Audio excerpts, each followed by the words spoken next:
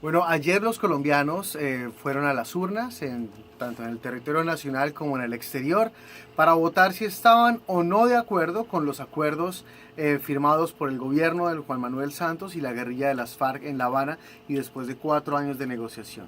La pregunta era: ¿está usted de acuerdo con lo pactado para una paz estable y duradera? Una pregunta que desde el principio la oposición dijo que era tendenciosa, después de que se le dijera al presidente Santos que no debía usar la palabra paz en la pregunta.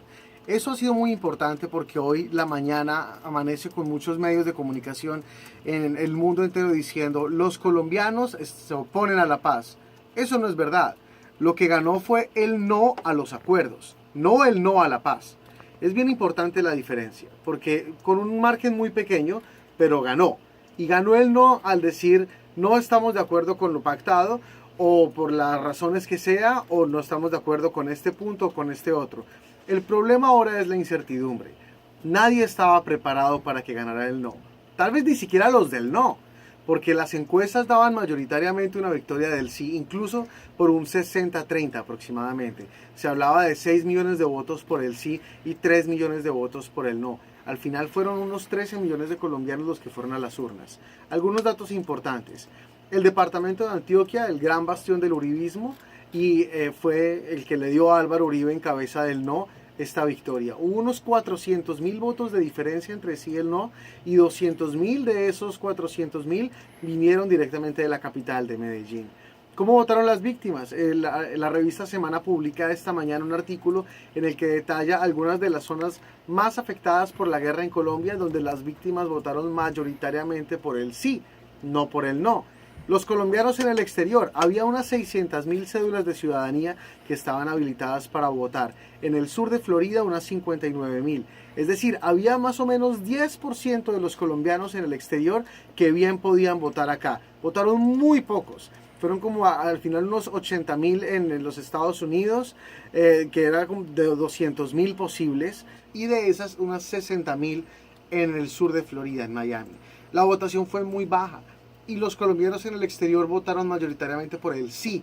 Fueron solamente 3 países en donde se votó por el no, donde ganó el no.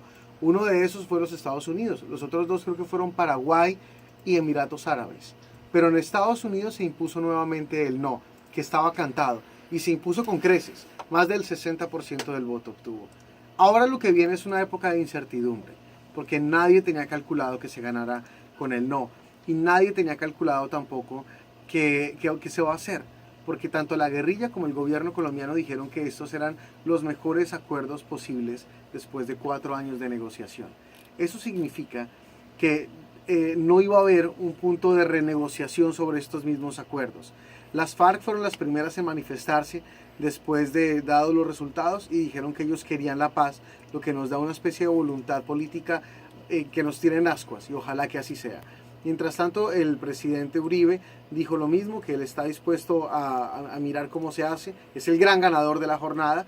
Y el presidente Santos dijo que seguiría trabajando por la paz hasta el último minuto de su mandato. Pero es el gran derrotado después de la jornada de ayer, en donde con menos de 0.5% de diferencia, pero democráticamente, los colombianos dijeron que no están de acuerdo con este acuerdo de paz supuestamente, o digamos de impunidad, como lo quieran ver unos, de innecesario en unas cosas, insuficiente en otras. Pero finalmente los colombianos dijeron no a estos acuerdos entre el gobierno de Colombia y la guerrilla de las FARC.